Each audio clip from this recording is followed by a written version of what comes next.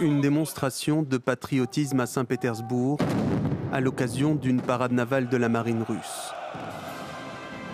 Sous les hurrahs des militaires, Vladimir Poutine est venu galvaniser ses troupes, mobilisées sur plusieurs fronts dans la guerre contre l'Ukraine. En pleine cérémonie, le maître du Kremlin fait une annonce retentissante. Il menace de relancer la production d'armes nucléaires à portée intermédiaire.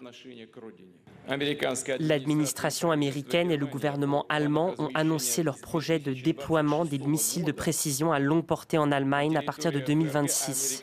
S'ils mettent en œuvre ces plans, nous serons libérés du moratoire unilatéral adopté sur le déploiement de nos capacités de frappe à moyenne et courte portée. Ce type d'armement, avec une portée pouvant atteindre les 5500 km, a longtemps fait l'objet d'un traité de limitation entre Washington et Moscou, signé du temps de l'URSS. Mais en 2019, les deux puissances rivales ont annoncé leur retrait, chacune accusant l'autre de ne plus en respecter les dispositions.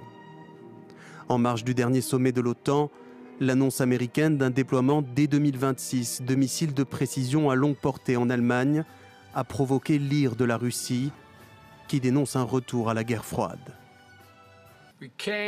Nous pouvons et nous défendrons chaque centimètre du territoire de l'OTAN. Et nous le ferons ensemble. Nous investissons dans notre force future pour que l'OTAN soit toujours prête à faire face aux menaces auxquelles elle sera confrontée.